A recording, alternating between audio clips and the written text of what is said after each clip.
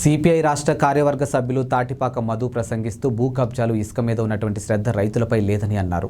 మీచౌంగ్ తీవ్ర తుపానుతో నష్టపోయినటువంటి వరి ఆక్వా ఉద్యాన రైతులను ఆదుకోవాలని కోరుతూ సిపిఐ కాకినాడ జిల్లా సమితి ఆధ్వర్యంలో గురువారం ఉదయం కాకినాడ జిల్లా పరిషత్ సెంటర్ వద్ద గంటపాటు ధర్నా నిర్వహించారు. రైతుల పట్ల రాష్ట్ర ప్రభుత్వం నిర్లక్ష్య వైఖరి నశించాలని, జాతీయ విపత్తు ప్రకటించాలని, రైతులను ఆదుకోవాలని సిపిఐ జిందాబాద్ అంటూ పార్టీ శ్రేణులు నినాదాలు ఇచ్చారు. అనంతరం ఈ ధర్నా ఉద్దేశించి సిపిఐ రాష్ట్ర కార్యవర్గ సభ్యులు తాటిపాక మధు మాట్లాడుతూ మీచౌంగ్ తుపానుతో ఉమ్మడి తూర్పుగోదావరి జిల్లా ముఖ్యంగా కాకినాడ జిల్లాలో రైతులు తీవ్రంగా నష్టపోయారని అన్నారు.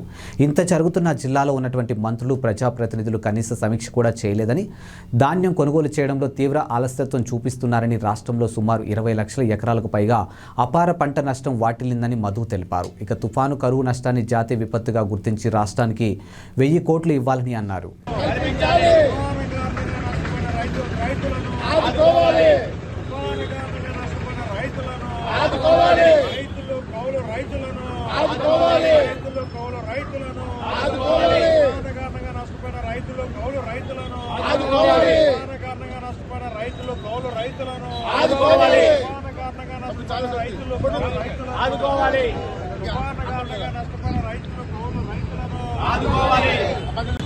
తుఫానుతో రాష్ట్ర రైతాంగం కకావికలమై ఈరోజు ఒకప్పుడు అటేమో కరువు కాటు, ఇటేమో తుఫాను పోటు, ఈ రెండిట్లు కూడా రైతాంగం తీవ్రంగా నష్టపోయింది.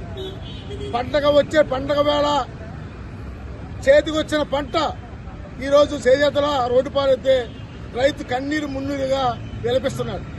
ఎందుకంటే ముఖ్యంగా ఈ రాష్ట్ర ప్రభుత్వం, ముఖ్యమంత్రి జగన్మోహన్ రెడ్డి రైతుల మీద సవత్తలి ప్రేమ చూపిస్తున్నాడు.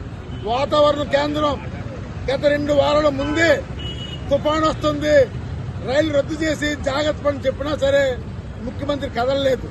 అతను మాటలన్నీ కాగితాలకు పెరుగుతున్నాయి తప్ప ఆచరణకి ఉపయోగపడలేదు. దీంతో రైతాంగం కూడా ఈరోజు తడిసిన దానిని ఎవరు కొనక, రైతు భరోసా కేంద్రం రైతుకు భరోసా ఇవ్వక రైతు కన్నీరు మున్నీరైపోయారు. అంతేకాకుండా మిచాంగ్ తుఫానుతో వేటకెళ్లే మత్స్య కార్మికులకి ఈరోజు పని లేక ఇప్పటి వరకు కూడా ఇంకా ఇబ్బందులు పడుతున్నారు. అందుకనే రాష్ట్ర ప్రభుత్వం వెంటనే ఈ మిచాంగ్ తుఫాన్ని జాతీయ విపత్తుగా ప్రకటించాలని, 1000 కోట్ల ఆర్థిక సాయం తక్షణమే చేయాలని, నష్టపోయిన రైతులను ఆదుకోవాలని కోరుతూ ఈ రోజు కాకినాడ జిల్లా కమిటీ ఆధ్వర్యంలో ఈ ధర్నా చేపట్టాం. ఇప్పటికైనా వెంటనే సమస్య పరిష్కరించకపోతే భవిష్యత్తులో మరిన్ని పోరాటాలు చేస్తామని తెలియజేస్తున్నాం. ఫోటో